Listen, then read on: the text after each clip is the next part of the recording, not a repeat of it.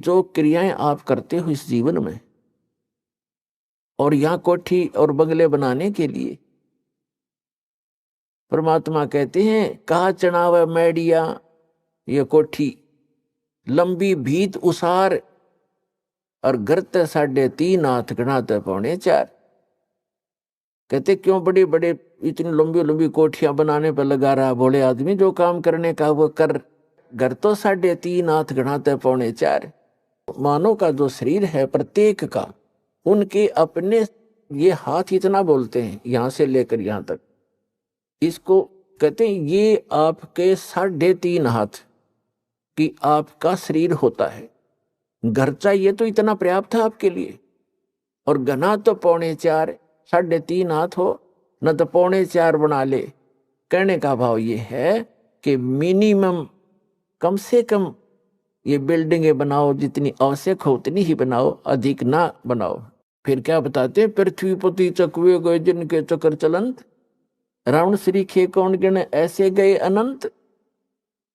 सर्व सोने की लंका थी, ओह तुम तो एक 10 ग्राम सोना किसी के पास हो जा कूदता अंडा, और 50 ग्राम हो जा तन्नों का धरती तोल दे, बड़ा सेठ हो गया। खाक सेठ यहाँ का। कबीरा सब जग निर्धना धनवंता ना कोय, धनवंता सो जानिए जिस पर राम नाम धन होए। सारी लंका सोने की बना रखी थी रावण ने, गारा की जगह सोना प्रयोग कर रखा था, ईंटों की जगह सोना प्रयोग कर रखा था, सीमेंट के स्थान पर सोना प्रयोग कर रखा था, और वो भी ना ले जा सका। कहते हैं अगम निगम को खोज ले बुद्धि विवेक विचार, और उदय अस्त का राज मिले तो बिन नाम बेगार। कहते हैं रति कंचन पाया नहीं रावण चलती बार। है 1 ग्राम भी सोना रावण साथ नहीं ले जा सका जब वो जाने लगा। तो यहाँ की जो फोकट की महिमाएं हैं ये बकवाद हैं। भक्ति मार्ग में इनसे दूर हटकर ही हम चल सकते हैं। समाज के इस तरह के चोचलों को देखकर हम भक्ति नहीं कर सकते, हमने उनसे हटना पड़ेगा। और भविष्य की जानकारी भगवान ने जो दी है, जो सुख हम प्राप्त करना चाहते हैं भक्ति से, वो प्राप्त करने का प्रयत्न करें। वो कौन सा है? वो है पूर्ण मोक्ष। तो जो दास बताने जा रहा है कि मासा घटे न तिल बधे, विधाता लिखे जो लेख, और सच्चा सतगुरु मेट कर ऊपर मारे मेख। जब तक आप सच्चे सतगुरु की शरण में नहीं आते तब तक आपको केवल आपका वर्क डन ही मिलेगा, पहले का, पूर्व का।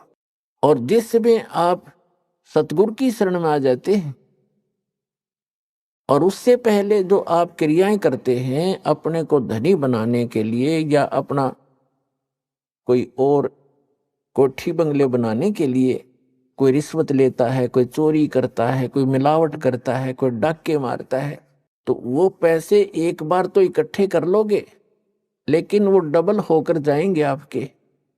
आपके भाग्य में नहीं है वो रुपया, वो धन नहीं रहेगा आपके पास, क्योंकि आपकी मृत्यु होगी तब आपके पास कहाँ रहा, या कोई बीमारी हो जाएगी। एक IAS अधिकारी था, कमिश्नर रैंक का, और उसने रिटायरमेंट होने से पहले अपनी लड़की का विवाह किया 6 महीने पहले। उसने ये सोच करके, वो एक MD पद पर विराजमान था किसी महकमे का, और उसने ये सोचकर किया था कि अब जितने भी मेरे अंतर्गत अधिकारी हैं सभी अच्छा दान देंगे, खूब धना होगा। ऐसे किया, और खुद भी अच्छा पैसा, अच्छी पार्टी सिलेक्ट करी उसने अपनी बेटी के लिए। उस समय 3.5 लाख रुपए उसने अपनी लड़की के विवाह पर लगाए सन 1981 में। उस समय के 3.5 लाख आज के 3.5 करोड़, ये समझ लो। और लड़की का विवाह कर दिया, वो खुद स्वयं रिटायर हो गया। विवाह के 6 महीने के बाद, यानी वो रिटायर हुआ ही था, कुछ दिन के बाद उस लड़की का तलाक हो गया, छोड़ दिया। अब वो पागल हो गया, वो IAS अधिकारी रिटायर्ड। अब उसको पता था कि जब शाम समुच्ची लड़की के 3.5 लाख रुपये लाए, दोबारा ब्याहूंगा तो 7 लाख लगेंगे। हार्ट अटैक होगा, मर गया भाई। लूट ले माल ने, वो लूटा था वो जमाई तो ही दे दिया, वो लेकर हजम कर गया। और अब कर ले, क्या करोगे। तो परमात्मा कहते हैं, अब यहां दास उसी प्रसंग पर आता है। गीता अध्याय नंबर 7 के श्लोक नंबर 29 में कहा है कि जो व्यक्ति जरा और मरण से छूटने का जो प्रयत्न करते हैं, मोक्ष प्राप्ति का प्रयत्न करते हैं, वे उस तत्ब्रह्म से परिचित हैं और सभी अध्यात्म कर्मों से परिचित हैं। और पूरे अध्यात्म ज्ञान से वो परिचित व्यक्ति ही जरा और मरण से छूटने का प्रयत्न करते हैं। इस नकली स्थान की कोई व्यवस्था की डिमांड वो नहीं रखते।